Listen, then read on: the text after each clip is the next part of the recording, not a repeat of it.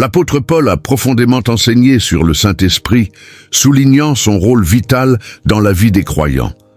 Dans sa lettre aux Romains, il affirme que le Saint-Esprit intercède pour nous, même lorsque nous ne savons pas quoi prier. Romains 8, 26. Cette image d'un soutien constant et bienveillant résonne puissamment dans les vies modernes, où beaucoup se sentent perdus dans le tumulte quotidien. En reconnaissant que le Saint-Esprit est là pour guider, encourager et nous fortifier, les croyants peuvent trouver une paix intérieure qui dépasse les circonstances externes qu'ils rencontrent. Dans la première lettre aux Corinthiens, Paul évoque également les dons spirituels, révélant que chacun a reçu des capacités uniques par l'action du Saint-Esprit. 1 Corinthiens 12, 4, 11. Cette diversité des dons montre que l'Esprit ne se limite pas à une seule manière d'agir, mais s'ajuste à chaque individu pour bâtir l'Église dans son ensemble.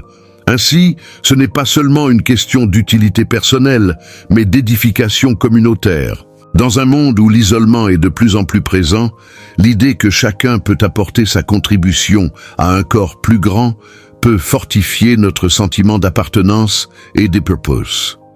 Cependant, l'enseignement de Paul sur le Saint-Esprit n'est pas uniquement théorique. Il engage les croyants à faire preuve de discernement pour ne pas éteindre l'esprit. 1 Thessaloniciens 5, 19. Cela implique une volonté active de rester à l'écoute de sa voix et de ses promptings au quotidien. Dans les moments de prise de décision ou de confusion, c'est ce discernement spirituel qui peut éclairer le chemin. Les défis de la vie moderne, avec leurs distractions incessantes, rendent cette écoute plus essentielle que jamais, incitant les croyants à chercher des moments de solitude et de prière. Paul nous rappelle également que le fruit de l'esprit, amour, joie, paix, patience, est une manifestation tangible de sa présence active dans nos vies. Galates 5, 22, 23.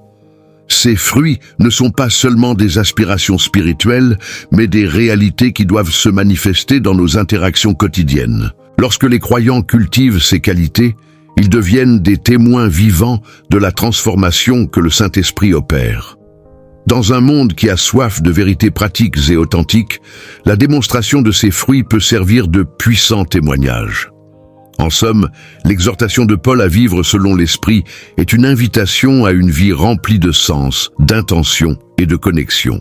Il confirme que ce chemin n'est pas toujours facile, mais qu'il est enrichissant et transforme les cœurs, appelant chaque personne à être un instrument de paix et d'amour dans un monde en quête de rédemption. C'est dans cette dynamique perpétuelle entre l'individu et l'esprit que les croyants trouvent leur véritable identité et leur vocation au sein du corps du Christ. L'apôtre Paul a souvent souligné l'importance de la présence et de l'œuvre du Saint-Esprit dans la vie des croyants. Dans sa lettre aux Romains, il a noté que l'Esprit nous aide dans nos faiblesses et intercède pour nous selon la volonté de Dieu. Cette vérité profonde révèle que le message du Saint-Esprit est très personnel et spécifique à chacun d'entre nous. L'Esprit Saint n'œuvre pas de manière générique, mais il s'adresse à chaque cœur, le préparant à recevoir un message qui peut transformer radicalement la vie. Il est essentiel de comprendre que ce message dépend de notre sensibilité et de notre disponibilité à entendre ce que Dieu veut communiquer. Dans le contexte de la première Église, les destinataires des lettres de Paul faisaient souvent face à des défis spirituels et culturels. Les églises étaient confrontées à la persécution, aux fausses doctrines et aux tensions internes, ce qui affectait leur capacité à discerner la voix de l'Esprit. C'est dans ce cadre que Paul a encouragé ses lecteurs à être attentifs et à permettre au Saint-Esprit de renouveler leur compréhension et leur cœur. Le message du Saint-Esprit peut parfois venir dans des moments de silence ou de crise personnelle, nous poussant à poser des questions sur notre foi et nos priorités. Reconnaître cela, c'est ouvrir une porte à des révélations profondément personnelles. Comprendre le message personnel que le Saint-Esprit a pour chacun de nous nécessite une posture d'écoute. Paul enseignait que chaque croyant devait s'engager dans un dialogue intime avec Dieu, permettant à l'Esprit de guider les pensées et les actions. Cela implique souvent de prendre du temps pour prier et méditer sur la parole de Dieu, cherchant à comprendre comment les Écritures s'appliquent spécifiquement à sa propre vie. À travers ce processus, des vérités et des encouragements uniques peuvent émerger, touchant des aspects que nous n'aurions peut-être jamais envisagés auparavant. L'Esprit Saint agit comme un conseiller, adaptant son message aux réalités de notre quotidien. Il est également crucial de reconnaître que le message du Saint-Esprit peut parfois être mis au défi par nos propres préjugés ou tentations. L'apôtre Paul a averti les croyants contre le conformisme au monde, soulignant l'importance de renouveler leur esprit pour discerner la volonté de Dieu. Cela signifie que le cœur doit être en bon état, prêt à recevoir un message divin même lorsque celui-ci va à l'encontre des attentes ou des normes culturelles. L'engagement à suivre la direction de l'esprit demande courage et humilité, car il peut nous appeler à abandonner des habitudes ou des croyances bien ancrées pour embrasser une nouvelle vérité. Enfin, la préparation du cœur pour recevoir le message du Saint-Esprit est un voyage continu. Chaque interaction avec l'Esprit, chaque moment de prière et de méditation ne fait que creuser une compréhension plus profonde de ce que signifie vivre selon la volonté de Dieu. Paul a encouragé les croyants à entretenir cette relation avec constance et à être ouverts aux nouveaux enseignements que l'Esprit peut apporter. Il est important de se rappeler que ces messages ne sont pas seulement pour nous-mêmes, mais qu'ils peuvent aussi renforcer et encourager notre communauté de foi, nous unissant dans une quête commune de vérité et de lumière. Avant de plonger dans la profondeur de notre préparation intérieure pour entendre le message du Saint-Esprit, imaginez-vous en connexion permanente avec cette source de sagesse divine. Pour continuer à explorer ensemble ces vérités enrichissantes et laisser la parole du Seigneur transformer nos vies, n'hésitez pas à vous abonner à notre canal. Ensemble, grandissons dans la foi et ouvrons nos cœurs à ce que Dieu a à nous révéler. Le premier indice que notre cœur est prêt à recevoir le message du Saint-Esprit réside dans notre capacité à cultiver l'humilité. L'apôtre Paul a souvent souligné cette vertu dans ses épîtres, notamment dans la lettre aux Éphésiens, où il exhorte les fidèles à faire preuve d'humilité, de douceur et de patience. Éphésiens 4, 2. Ce message résonne avec une grande force aujourd'hui, car un cœur humble est facilement accessible à la voix de Dieu. Lorsque nous nous reconnaissons comme des êtres imparfaits et dépendants de la grâce divine, nous ouvrons la porte à une transformation spirituelle profonde. L'humilité nous permet aussi de nous défaire de nos préjugés et de recevoir d'un cœur ouvert les vérités que Dieu souhaite nous enseigner. Ensuite, un autre signe que notre cœur est prêt est notre désir de lâcher prise sur nos propres désirs égoïstes. Dans sa lettre aux Galates, Paul rappelle aux croyants que ceux qui appartiennent au Christ ont crucifié leur chair avec ses passions et ses désirs. Galates 5, 24. Cela implique une démarche consciente de renoncement, une volonté de privilégier ce que Dieu considère comme juste par rapport à nos propres ambitions. Ce processus de mise à mort des désirs matériels et des priorités personnelles est fondamental pour permettre au Saint-Esprit de s'exprimer librement en nous. Ainsi, lorsque nous constatons une soif de vivre selon les voies de Dieu plutôt que selon notre chair, nous avons la certitude que notre cœur se prépare à accueillir son message. Un autre aspect à considérer est notre ouverture à la communauté. L'apôtre Paul a consacré une grande partie de ses lettres à encourager l'unité et la solidarité au sein de l'Église.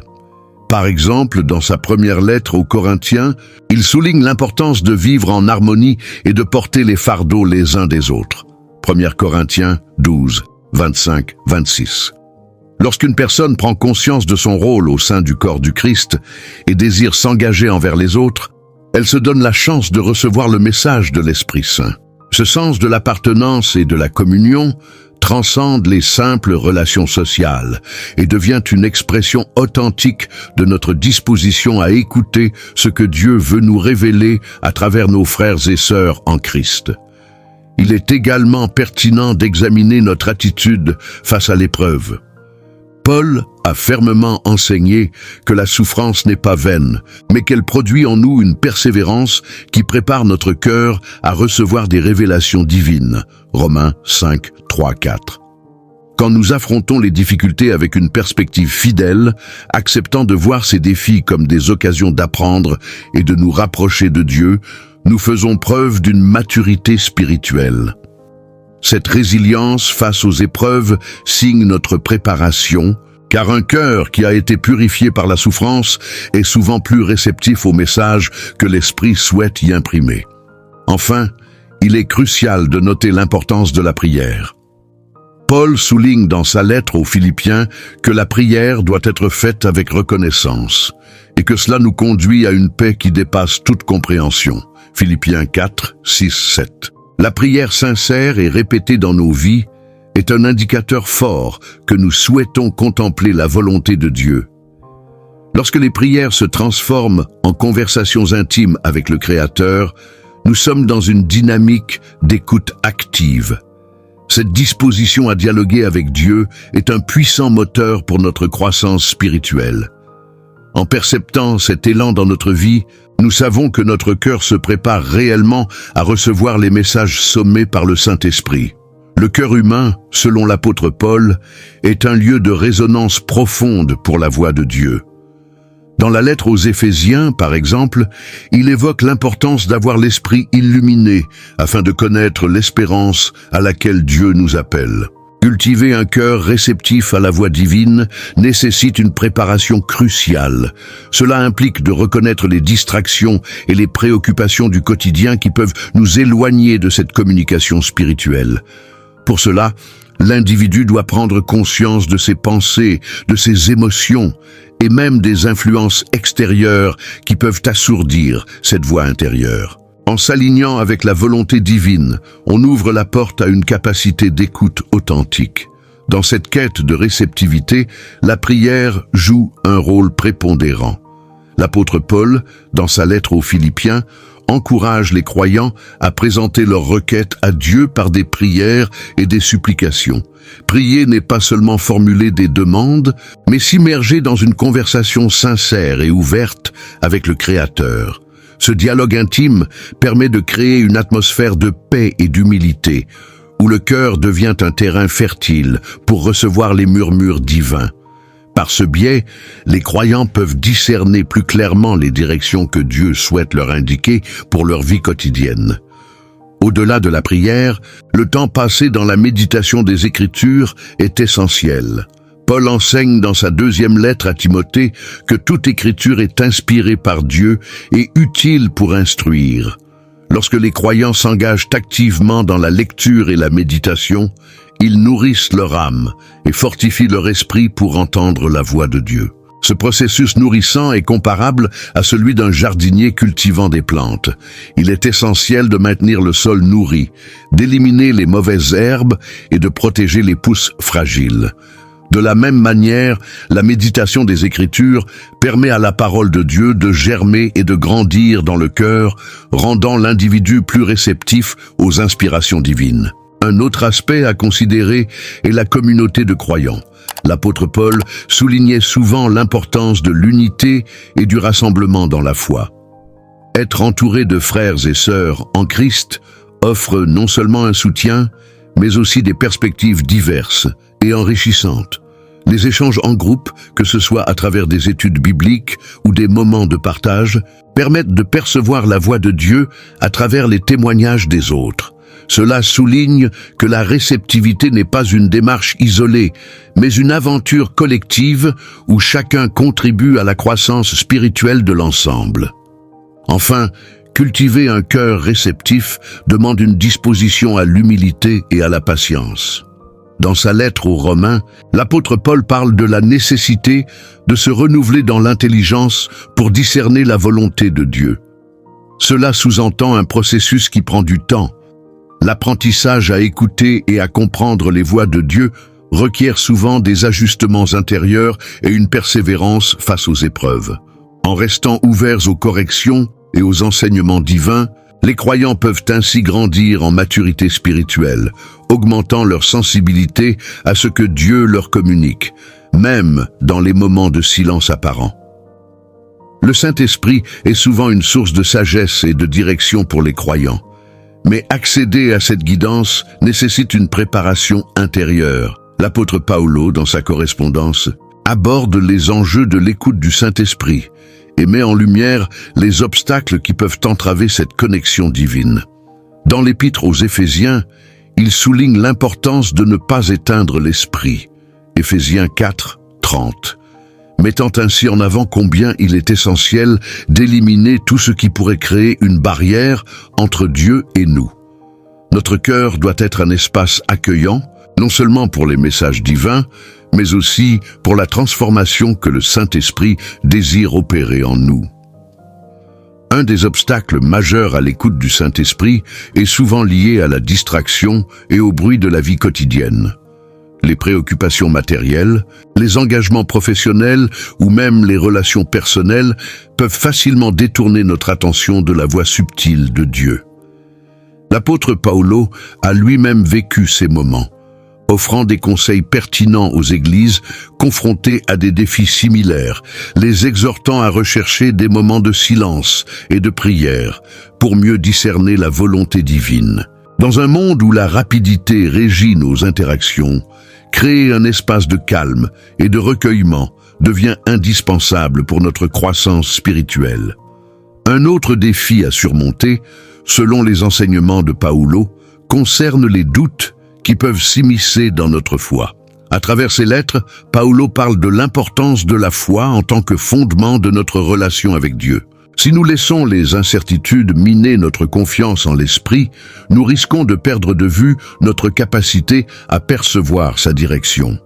Dans la lettre aux Philippiens, il encourage les croyants à renouveler leur esprit et à porter leurs pensées vers des choses élevées, Philippiens 4, 8. Ainsi, cultiver une mentalité d'adhésion à la vérité divine est essentiel pour écarter les doutes. La tentation de vivre selon nos propres désirs, plutôt que d'être à l'écoute du Saint-Esprit, constitue un autre frein significatif. Paolo met en garde contre le fait de céder aux désirs de la chair, notant que cela nous éloigne de l'esprit, Galates 5, 17. Lorsqu'un individu s'engage dans une vie où ses choix sont dictés par des envies éphémères, il devient difficile de capter le murmure délicat de l'esprit. Le véritable défi réside dans la soumission de soi-même à la volonté divine, ce qui demande une volonté active de renoncer à nos propres inclinations pour embrasser les voies de Dieu. Enfin, la méfiance envers la direction que l'Esprit Saint peut offrir constitue une barrière émotionnelle pour beaucoup. Dans l'Épître aux Romains, Paolo nous rappelle que nous avons reçu un esprit d'adoption, où nous sommes appelés à être héritiers avec Christ. Romains 8, 15, 17.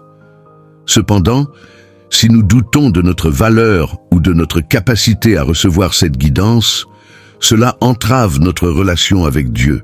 La clé réside dans la compréhension que même au milieu de nos faiblesses, l'Esprit est là pour nous fortifier et nous conduire sur le chemin de la vérité. Par une foi renouvelée et un engagement à l'écoute, nous nous ouvrirons à cette promesse de l'Esprit. La prière occupe une place centrale dans la vie chrétienne, et le message de l'apôtre Paul à ce sujet résonne profondément dans le cœur des croyants. Dans la lettre aux Philippiens, par exemple, il encourage ses lecteurs à ne jamais se préoccuper, mais à faire connaître leurs demandes à Dieu par la prière et la supplication, accompagnées de remerciements. Cela souligne non seulement l'importance de s'adresser à Dieu dans nos moments de besoin, mais aussi de préparer notre cœur à recevoir ce qu'il a à dire. Un cœur prêt est un cœur réceptif, capable d'accueillir l'enseignement et la direction que le Saint-Esprit souhaite offrir. L'un des contextes historiques importants dans lesquels Paul a écrit se trouve dans la difficile situation des églises de l'époque, souvent confrontées à des persécutions et à des doutes internes. Les croyants de Smyrne, par exemple, se trouvaient dans une lutte constante pour maintenir leur foi face à des épreuves sévères. À travers la prière, ils sont invités à ancrer leur esprit dans la paix divine, un sentiment que Paul a lui-même expérimenté. En effet, il a traversé bien des épreuves, et sa profonde connexion avec Dieu par la prière lui a permis de trouver force et sérénité, même dans les moments les plus sombres. La prière ne se limite pas à des mots prononcés. Elle reflète une attitude de cœur, une ouverture à ce que Dieu souhaite faire dans notre vie. L'apôtre Paul a souvent exprimé l'importance de prier sans cesse, soulignant que la prière est une pratique continue.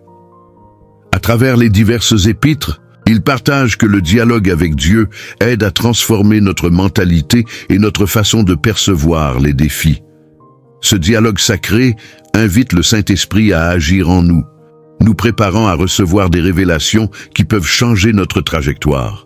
De plus, dans la lettre aux Romains, Paul explique que l'Esprit lui-même intercède pour nous en nous aidant dans notre faiblesse. Cela nous montre que, même lorsque nous ne savons pas comment prier, le Saint-Esprit est à l'œuvre, prêt à affiner nos intentions et nos désirs.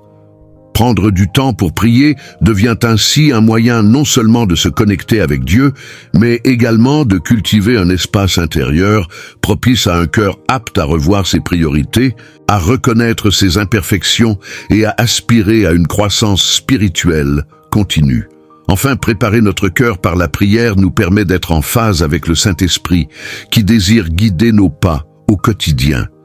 C'est un acte d'humilité où nous reconnaissons notre dépendance de Dieu. L'apôtre Paul, par son propre exemple, nous rappelle que la prière est un moyen par excellence de se fortifier spirituellement.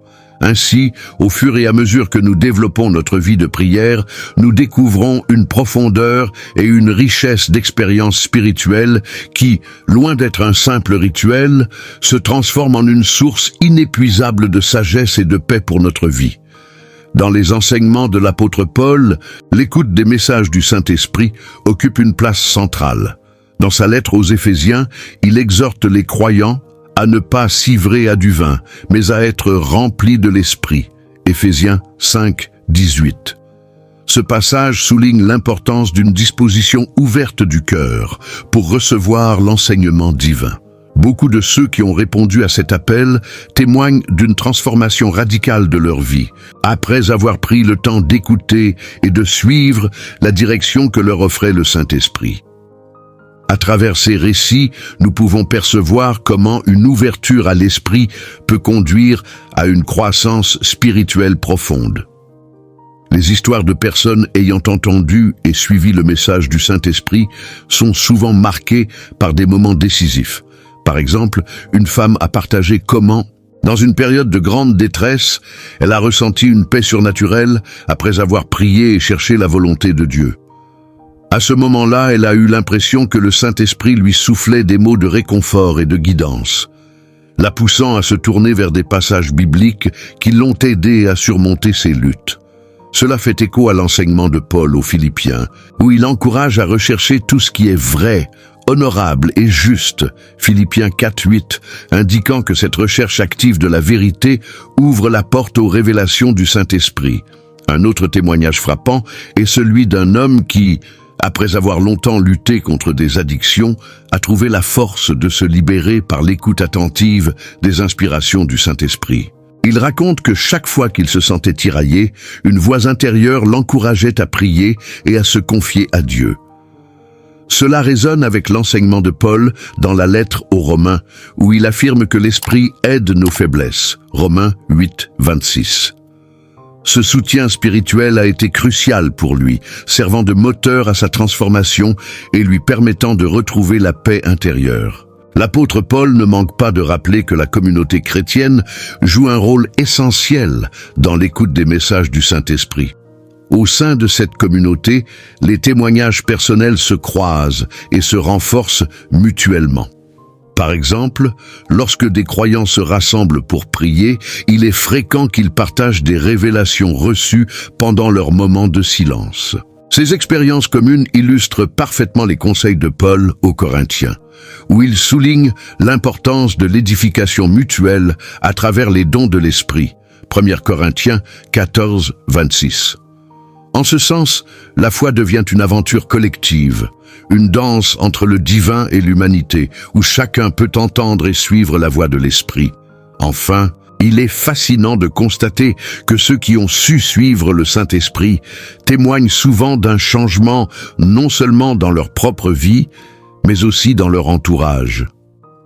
Leur engagement à vivre selon l'Esprit a un impact sur leur famille, leurs amis et même leurs collègues. Ces récits nous rappellent les paroles de Paul aux Galates, où il enseigne que l'Esprit produit des fruits qui touchent les autres. Galates 5, 22-23.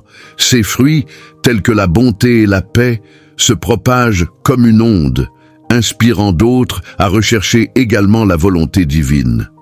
La réponse à la question de savoir si le cœur est prêt pour le message du Saint-Esprit se trouve dans ces histoires de courage et de foi que chacun d'entre nous peut choisir d'embrasser. Dans sa lettre aux Galates, l'apôtre Paul met en lumière les fruits du Saint-Esprit, des qualités qui devraient se manifester dans la vie de chaque croyant. Paul déclare que l'amour, la joie, la paix, la patience, la bonté, la bienveillance, la fidélité, la douceur et la maîtrise de soi composent ces fruits. Galates 5, 22-23. Ces attributs révèlent non seulement la nature divine, mais ils servent aussi de témoignage au monde. À une époque où la communauté chrétienne faisait face à des défis de division et de conflit, l'enseignement de Paul était une manière de rappeler aux croyants l'importance de cultiver une vie qui reflète la présence du Saint-Esprit. Dans le contexte historique du 1er siècle, l'Église de Galatie connaissait des tensions internes dues à l'influence de faux enseignants qui prônaient un retour aux pratiques de la loi mosaïque. L'apôtre Paul, en insistant sur les fruits du Saint-Esprit, offrait ainsi une contre-culture de valeurs fondées sur l'amour et la grâce. La patience, par exemple, ne se contente pas d'attendre calmement. Elle incarne la résilience face aux provocations. Dans le tumulte de la lutte pour la pureté de l'Évangile, ces vertus servent de ancrage pour les croyants, les exhortant à incarner une foi authentique au-delà des simples rituels. Paul nous rappelle que ces fruits ne sont pas le résultat d'efforts humains, mais d'une connexion profonde avec l'Esprit. En écrivant aux Romains, il soulignait que l'Esprit aide dans nos faiblesses. Romains 8, 26. Pour moderniser ce concept, il n'est pas rare de se sentir débordé par les exigences de la vie contemporaine.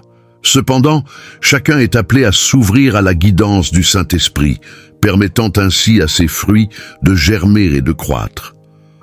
L'amour, par exemple, s'exprime dans des gestes quotidiens et sincères, allant au-delà des mots pour toucher les cœurs d'autrui. La bonté et la bienveillance, également enseignées par Paul, ne sont pas uniquement des traits de caractère préférables, mais sont essentiels pour établir des relations solides et authentiques. Dans un monde souvent marqué par l'ego et l'égoïsme, ces vertus deviennent des armes puissantes pour témoigner de l'Évangile. Chaque acte de bonté, même le plus simple, résonne comme une note dans une symphonie divine, rappelant aux autres la lumière de Christ à travers les fidèles. Ainsi, vivre selon ses fruits devient un défi d'engagement quotidien. Enfin, la maîtrise de soi et la douceur, bien que souvent sous-estimées, sont des fondations sur lesquelles repose une vie chrétienne équilibrée. La maîtrise de soi protège non seulement l'individu des excès, mais elle entraîne également une liberté intérieure. Paul mettait en avant la réalité de vivre par l'esprit, où chaque fruit porte en lui la promesse d'une vie transformée. Dans une époque où les passions sont souvent exaltées, cultiver des interactions empreintes de douceur pourrait bien être le reflet d'une foi en action, incarnant ainsi l'essence même de l'enseignement de l'apôtre. Le Saint-Esprit, souvent décrit comme le consolateur et le guide, communique un message puissant à chaque croyant. Dans l'Épître aux Romains, l'apôtre Paul évoque le travail du Saint-Esprit, affirmant que l'Esprit lui-même rend témoignage à notre esprit que nous sommes enfants de Dieu. Romains 8, 16. Cela souligne l'importance d'être en résonance avec cette voix intérieure. La question se pose alors, comment peut-on vraiment écouter et répondre à ce message divin aujourd'hui? En se penchant sur la vie de Paul, on découvre que la disposition du cœur joue un rôle crucial. Être ouvert, humble et attentif permet de recevoir les révélations que l'Esprit souhaite offrir. L'apôtre Paul, au cours de son ministère, a souvent affronté des résistances tant personnelles que communautaires. Par exemple, lorsqu'il écrivait aux Éphésiens, il encourageait les membres de l'Église à ne pas contrister l'Esprit Saint de Dieu. Éphésiens 4, 30. Cela nous fait réfléchir sur la manière dont nos actions et nos décisions peuvent affecter notre connexion avec le Saint-Esprit. Il est impératif d'évaluer notre disposition à recevoir ce message. Parfois, un cœur lourd de doutes ou de blessures peut être un obstacle. Ainsi, créer un espace de paix intérieure et de réceptivité est un premier pas essentiel pour entrer en communion avec le souffle divin. Répondre à l'appel du Saint-Esprit exige également une disposition à la prière. Dans la première épître aux Thessaloniciens, Paul exhorte les croyants à prier sans cesse. 1 Thessaloniciens 5, 17. La prière est une façon par laquelle les croyants cultivent leur relation avec Dieu et affinent leur écoute du Saint-Esprit. En prenant le temps de prier, de méditer et de réfléchir, on permet à nos cœurs de s'ouvrir aux inspirations divines. Ce dialogue avec Dieu est essentiel pour discerner sa volonté. Un engagement régulier dans la prière aide à bâtir un cœur sensible et réceptif, prêt à entendre les murmures du Saint-Esprit. En outre, la lecture des Écritures joue un rôle central dans la compréhension du message que l'Esprit souhaite transmettre. L'apôtre Paul a souvent cité et expliqué les écrits de l'Ancien Testament, soulignant leur pertinence pour les croyants du premier siècle, mais aussi pour ceux d'aujourd'hui. Par exemple, sa lettre aux Philippiens nous rappelle de méditer sur tout ce qui est vrai, honorable, juste, pur, sympathique, vertueux. Philippiens 4, 8. En s'engageant dans la Bible, les croyants peuvent mieux discerner les pensées et les intentions de Dieu. Cette immersion dans les Écritures permet d'aligner les aspirations personnelles avec la direction que le Saint-Esprit propose. Enfin, il est crucial de mettre en pratique les enseignements reçus. Dans la lettre à Timothée, Paul exhorte à garder le bon dépôt, 2 Timothée 1, 14, soulignant l'importance de vivre ce que l'on apprend. Une réponse authentique au message du Saint-Esprit se manifeste dans les actions quotidiennes. Chaque acte de bonté, de patience ou de pardon est un reflet de notre disponibilité à l'Esprit. Ces efforts cherchent à façonner non seulement notre propre cœur, mais aussi l'environnement qui nous entoure. L'apprentissage et l'obéissance à ces inspirations spirituelles permettent de transformer nos vies en témoignages vivants de la grâce divine. Nous avons exploré aujourd'hui un message puissant du Saint-Esprit qui interpelle chacun d'entre nous. Sommes-nous vraiment prêts à recevoir cette guidance divine dans nos vies? Rappelons-nous que notre ouverture et notre réceptivité sont essentielles pour entendre cette voix sacrée. Je vous invite à prendre un moment pour réfléchir à la manière dont vous pouvez préparer votre cœur à accueillir les enseignements de l'Esprit Saint. Si vous avez aimé cette vidéo, n'hésitez pas à vous abonner à notre chaîne pour plus d'études bibliques, à donner un pouce en l'air et à partager vos pensées, questions ou suggestions dans les commentaires ci-dessous. Merci de nous avoir rejoints aujourd'hui et qu'une bénédiction vous accompagne sur votre chemin de foi.